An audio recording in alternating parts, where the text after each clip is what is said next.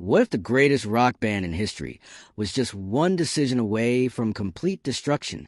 What if the man who defined Queen, the voice, the soul, the heartbeat of the band, was also the one who nearly tore it apart forever? In the early 1980s, something fractured inside Queen. The world saw the glamour, the sold-out stadiums, the chart-topping hits. But behind closed doors, a silent war was being waged. Friendships were crumbling. Trust was evaporating. And at the center of it all stood Freddie Mercury, the man his own bandmates feared they might never get back. Brian May once confessed something that would chill any Queen fan to the bone. He said Freddie had stepped so far away that he genuinely believed they had lost him for good. Roger Taylor admitted something even more devastating, that during this dark period, we probably all hated each other for a while. For men who had conquered the world together were suddenly standing on opposite sides of an invisible battlefield. But what really happened? What was the secret rupture that nearly ended Queen before their greatest triumph? And what brought them back from the brink of total collapse? The answers will surprise you. The truth will move you. And by the end of this story, you'll understand why Freddie Mercury wasn't just the reason for Queen's crisis. He was also their only hope for salvation. Before we begin, make sure to subscribe, like this video, and turn on notifications so you never miss our emotional stories about Freddie Mercury. The year was 1982, and Queen was supposed to be untouchable. For over a decade, they had built an empire. From the operatic grandeur of Bohemian Rhapsody to the thunderous anthems of We Will Rock You and We Are the Champions, Queen had achieved what few bands ever would: global domination. By the early 1980s, Queen were one of the biggest stadium rock bands in the world. But something was changing. Deep within the recording sessions for their 11th studio album, Hot Space, a battle was brewing. The four members of Queen, Freddie Mercury, Brian May, Roger Taylor, and John Deacon, had always been volatile. Freddie Mercury famously described Queen as for cockfighting. But this time, the fighting was different. This time, it felt personal. The problem was creative direction. In 1982, the band released the album Hot Space, a departure from their trademark 70s sound, this time being a mixture of pop rock, dance, disco, funk, and R&B. Most of the album was recorded in Munich during the most turbulent period in the band's history. Freddie was in love with the new sounds exploding from the clubs of Munich: disco, funk, synthesizers. He wanted Queen to evolve, to reinvent themselves.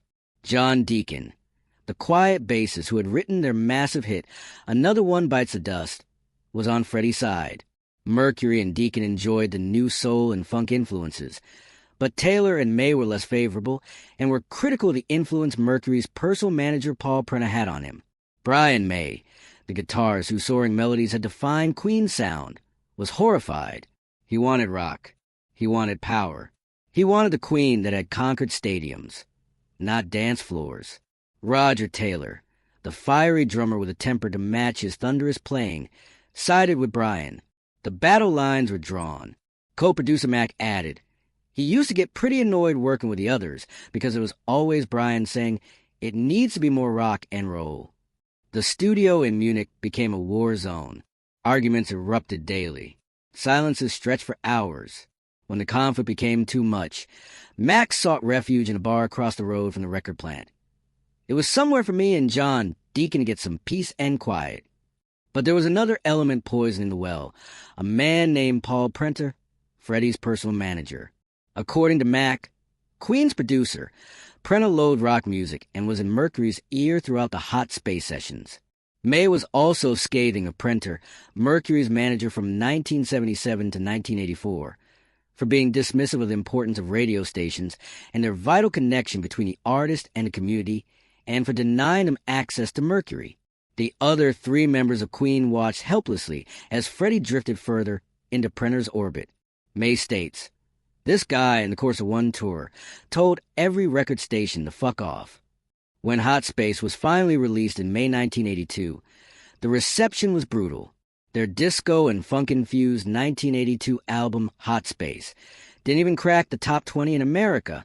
Critics savaged it. Fans were confused. The game dialed down Queen's hard rock, and Hot Space was such a departure that it confused their fan base. The album that was supposed to prove Queen could evolve had instead proven something else entirely, that the band was falling apart. One particular period of tension within the band was after the release of 1982's Hot Space, which saw them experiment with electronica and dance music, but was a commercial and critical flop. The press smelled blood. Everywhere Queen went, they faced the same questions.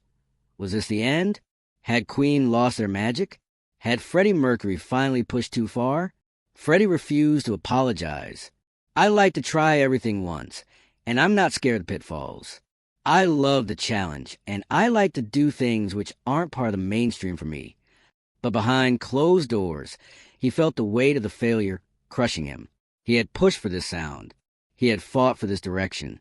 And now, for the first time in his career, Freddie Mercury had been wrong.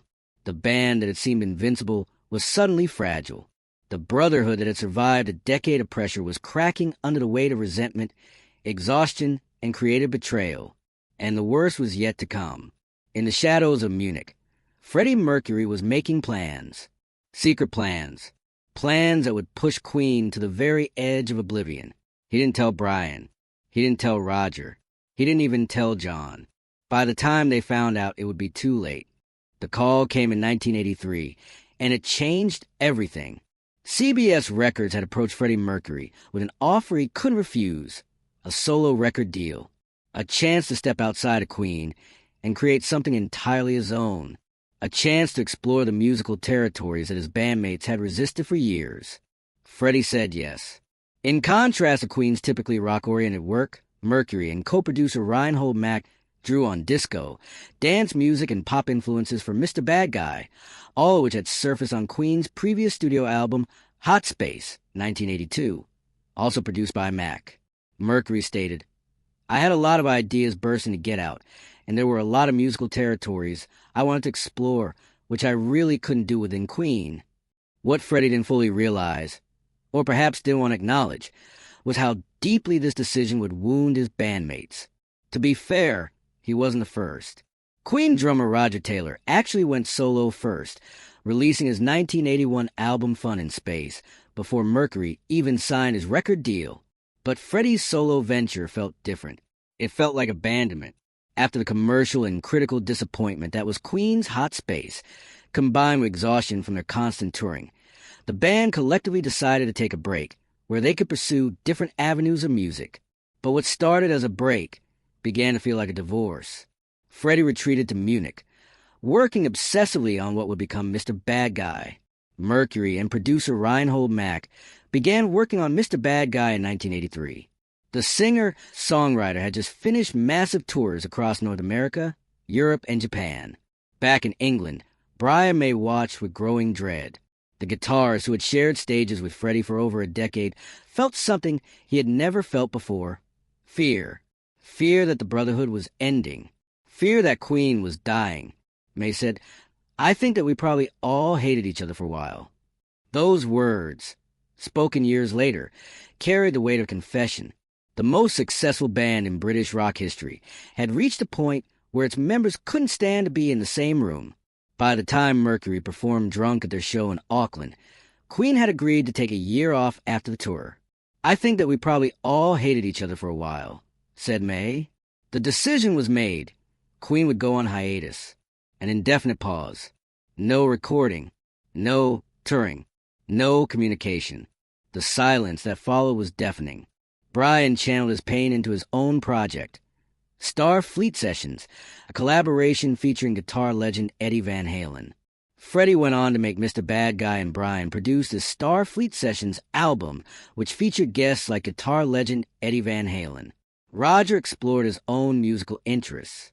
John retreated into his quiet world, the most private member of Queen becoming even more invisible.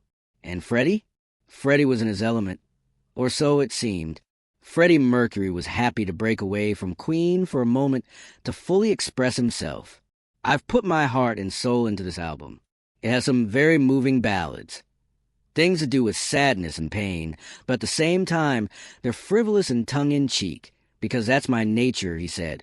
He threw himself into the recording with perfectionist obsession.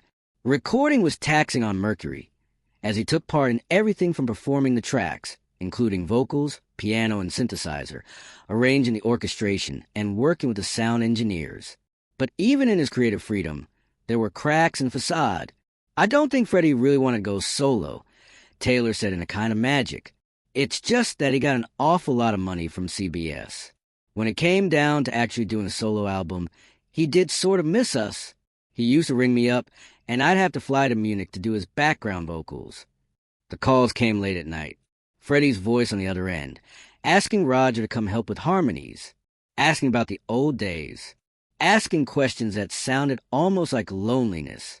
Roger went. He always went. But the visits only highlighted how far apart they had drifted. Meanwhile, Brian made a discovery that would haunt him for years. When he finally heard Mr. Bad Guy, he noticed something strange. The guitar work. It sounded familiar. Too familiar. Brian then revealed an error Freddie Mercury made on his solo album by taking a contrasting approach, talking about hiring people who will do what you tell them. That's the mistake that Freddie made, really. He knows it. He said it to me. He had someone in to play pretty much the way I play on his solo stuff, and afterwards he regretted it, and well, he probably should have phoned me. Freddie had hired a session guitarist to imitate Brian's playing. Instead of calling his friend, his brother in music, he had paid a stranger to replicate that sound. The realization cut deep. On April 29, 1985, Mr. Bad Guy was released, recorded between Queen commitments, and released 3 months before Live Aid. Freddie Mercury's uneven 1985 debut solo album arrived to mostly lukewarm reviews and only modest commercial success. The album peaked at number 6 in the UK, respectable, but hardly the triumph Freddie had envisioned. And across the music industry, a question hung in the air like smoke. Was this the end of Queen? On top of all that, Mercury had been road testing a solo career with his 1985 debut album Mr. Bad Guy, leaving bassist John Deacon, guitarist Brian May, and drummer Roger Taylor wondering what would come next. Our personal relationships had all suffered, May later told music journalist Mark R. Blake. Freddie had stepped so far away, I thought we might not get him back. Brian's words would echo through the years, a testament to just how close they came to losing everything. The band that had written We Are the Champions was now fighting for survival, and their leader, the man who had always been their guiding light, was nowhere to be found, or so they thought. It was 1984, and Freddie Mercury was promoting the works. Queen's return to rock after the Hot Space disaster. The album had been a commercial success, a relief after years of uncertainty. But in a quiet interview room, with cameras rolling, Freddie made a confession that would shake the foundations of Queen forever. When asked about his relationship with his bandmates, Freddie paused. His eyes, those famous dark eyes that could convey 1,000 emotions, flickered with something unreadable. Delving into his relationship with his Queen bandmates, Freddie revealed, they have very different characters. They like different things. I like to go to ballet and opera and things. They like rock and roll shows. The interviewer pressed further.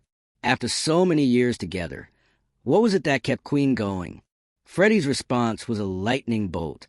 When asked about why the band have lasted so long, Freddie sharply responded, "Money, darling." The room went silent. Even for Freddie, known for his sharp wit and provocative statements, this was shocking. He then went on to clarify, "No, I think we kind of like each other, and we like the music we make. If we didn't like the music we make, we'd say goodbye to each other." But then came the devastating truth.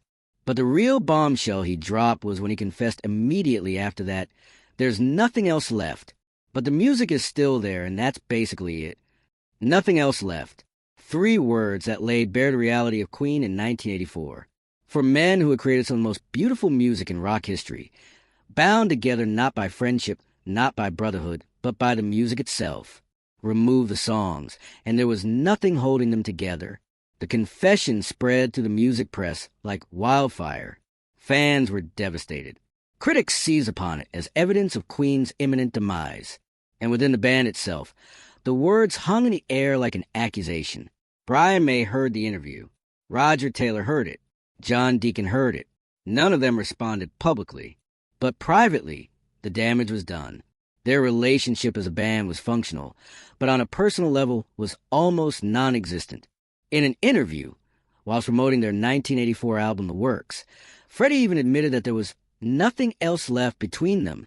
The truth was, Freddie wasn't lying. He was simply saying what everyone else was afraid to admit.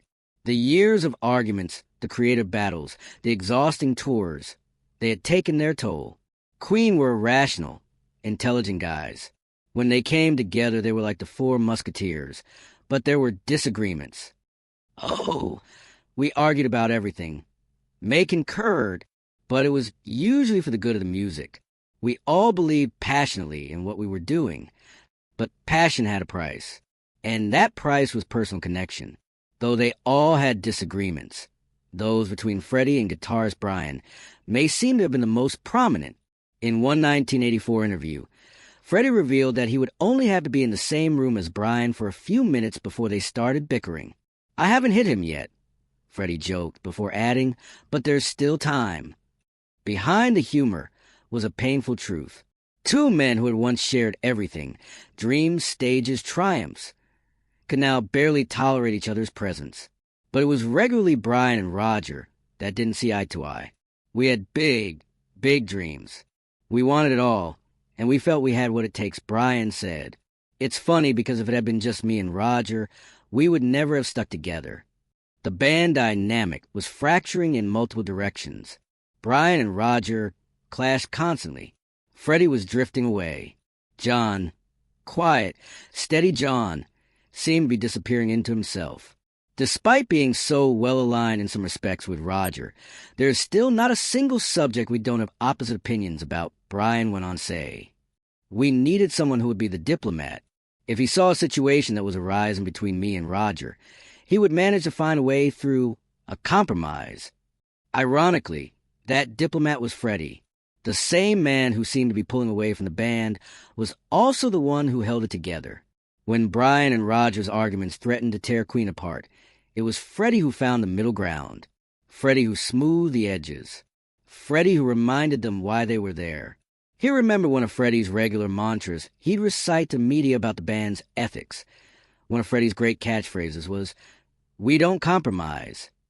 But within the band we did, and that's why we survived. But now, with Freddie focused on his solo career, there was no one to play peacemaker. The center could not hold. As 1984 turned to 1985, Queen was at a crossroads. They had the Works tour ahead of them, a massive undertaking that would take them around the globe. But the question lingered. Would this be a reunion tour or a farewell tour? The answer would come from the most unexpected place. A phone call from a man named Bob Geldof, with an invitation that would change everything. In early 1985, while Freddie Mercury was putting the finishing touches on Mr. Bad Guy, a humanitarian crisis was unfolding thousands of miles away in Ethiopia. Famine had gripped the nation. Millions were starving, and a musician named Bob Geldof had decided to do something about it. Years of drought, civil war, and failed attempt at government control of the grain market in the early 1980s led to a catastrophic famine that threatened hundreds of thousands of lives in Ethiopia. After seeing a television news report on the subject in 1984, Geldof wrote the lyrics for Do They Know It's Christmas? The Band Aid single had been a massive success, raising millions for famine relief. But Geldof wanted more. He envisioned something unprecedented, a dual-venue concert broadcast to the entire planet.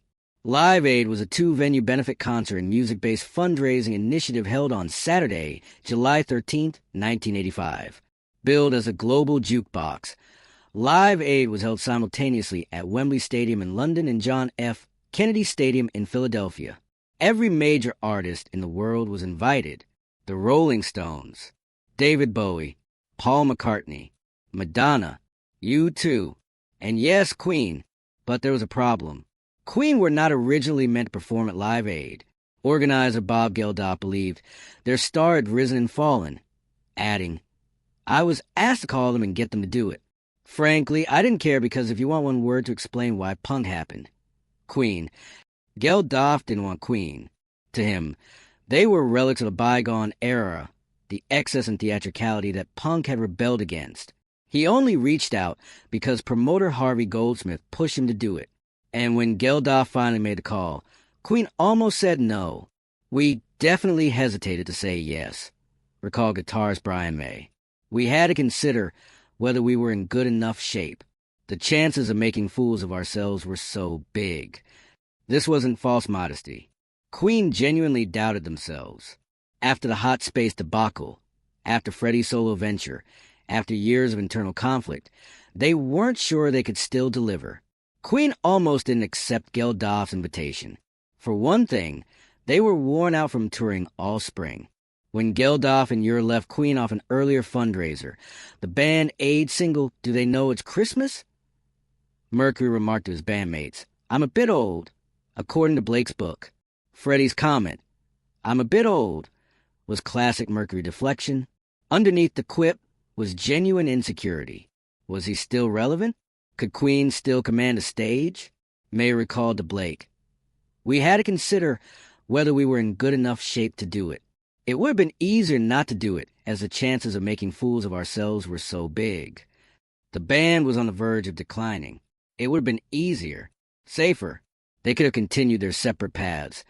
Let Queen fade into history as a great band that had simply run its course. And then Bob Geldof made one final push. Luckily, Geldof wanted Queen to play, and wouldn't take no for an answer. Legend has it that his invitation for them to play at Live Aid ran along the lines of, tell the old F***, it's going to be the biggest thing ever, whether apocryphal or true. The message was clear. This was a once-in-a-lifetime opportunity. Miss it, and Queen would be forgotten. Take it, and they might just remind the world who they were. They were on the verge of breaking up, or taking a serious break, says Blake, author of the 2022 book Magnifico, The A to Z of Queen, which was based on numerous interviews with band members. The success of Live Aid prompted them to carry on. The stakes couldn't have been higher. This wasn't just a charity concert. This was a referendum on Queen's existence. Ironically, in the run-up to the gig, the band was seen as past its prime. Their iconic hits like Bohemian Rhapsody and We Will Rock You dated back to the previous decade. The music press had already written their obituary. Queen was over. Freddie was going solo. The magic was gone. But somewhere deep inside, the four members of Queen knew something the critics didn't. They knew what they were capable of when they stood together. They had seen it. In the recording studio, on countless stages, in the eyes of millions of fans. The question was, did they still have it? Queen said yes to Live Aid. And in that moment, without realizing it, they had taken the first step toward resurrection. But agreeing to form was only the beginning. They had 20 minutes. 20 minutes to prove that Queen was still the greatest live band on earth. 20 minutes to silence every critic, answer every doubter, and remind the world why they had fallen in love with Freddie Mercury in the first place. The preparation that followed would be the most intense of their careers. And a performance? It would become the stuff of legend. July 13, 1985. Wembley Stadium, London.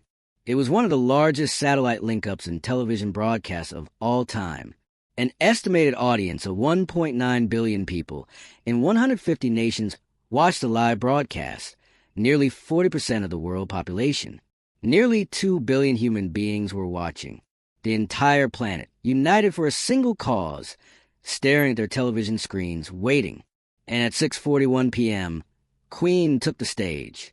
The British rock band Queen had a 21-minute set at Wembley Stadium during Live Aid on July 13, 1985, which began at 6:41 p.m. In 2005, it was voted as the best rock gig of all time. Freddie Mercury walked to the grand piano. He wore a simple white tank top, tight high-waisted jeans, a studded leather belt. No elaborate costumes. No theatrical props. Just him. Just the music. And Mercury was not only loud, but proud. Sporting tight, high-waisted jeans and a white tank top, accessorized with matching studded black leather belt and armband. He strutted, preened, and fist-pumped, owning the stage with a high-octane camp energy. His fingers struck the opening notes of Bohemian Rhapsody, and 72,000 voices began to sing along. Behind Freddie, Brian May's guitar roared to life. Roger Taylor's drums thundered like a heartbeat. John Deacon's bass locked and with impossible precision. After all the arguments, all the distance, all the pain, they were one again, donned in his signature white tank and matching pants. Freddie Mercury served as ringmaster for the next 20 minutes, commanding the audience as the band pummeled through their short set. The group opened with Bohemian Rhapsody, followed by Radio JJ. Mercury conducted the audience in an I.O. sing-along before breaking into Brian May penned Hammer to Fall. But it was what happened between the songs that transformed his performance from great to legendary. He wielded a cut-off microphone stand as an air guitar, as a baton, and occasionally in much more suggestive ways. At one point, he led the crowd in a rousing 30-second a cappella call and response sequence, starting O, that dramatically showcases 4-octave range. It has come to be called the note heard around the world. The I.O. moment, Freddie, standing alone at the edge of the stage, conducting 72,000 people like they were his personal choir, his voice soaring into the sky, then dipping low, the crowd responding in perfect unison.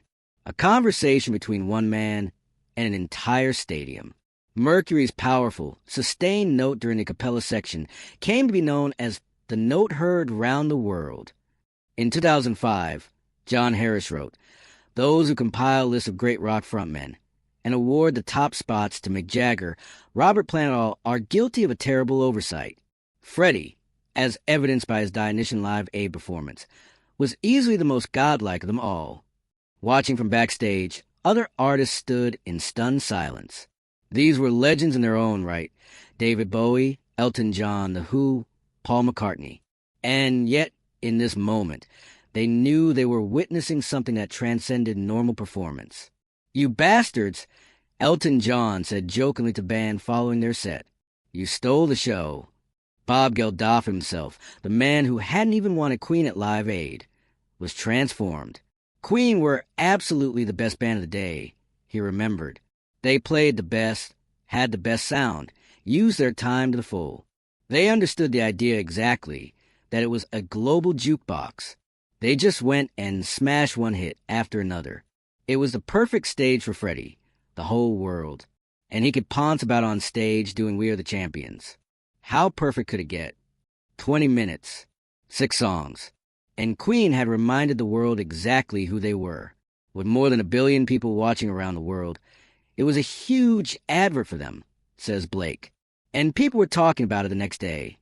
Wow! Did you see Queen?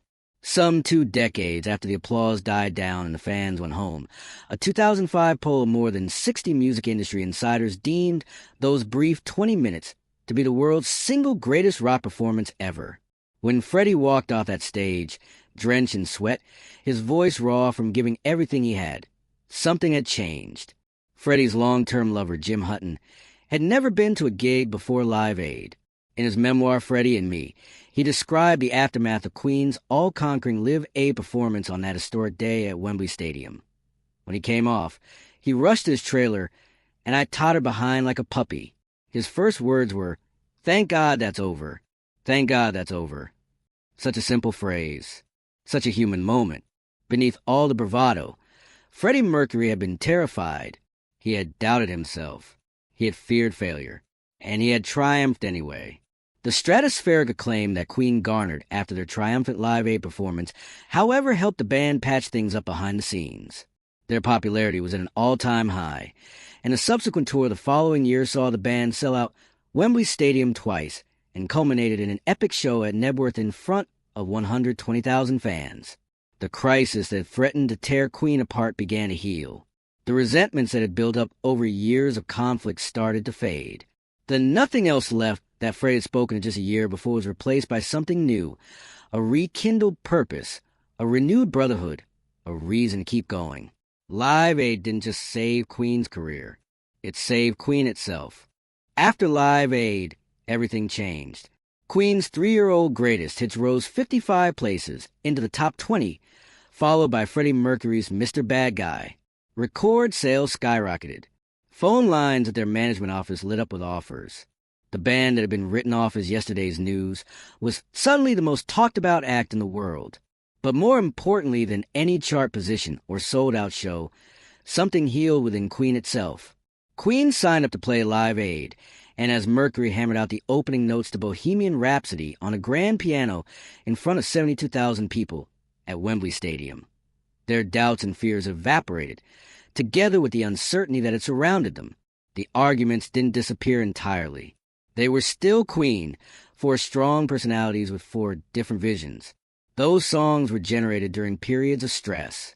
We were very fortunate to have a strong combination of personalities, but I think we were always on the verge of breaking up.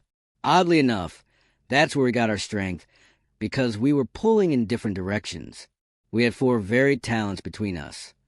But now, those tensions felt different. Creative rather than destructive. The fire that had once threatened to consume them now fueled their greatest work. In 1986, Queen embarked on their Magic Tour, a triumphant victory lap across Europe. The subsequent tour the following year saw the band sell out Wembley Stadium twice and culminated in an epic show at Knebworth in front of 120,000 fans.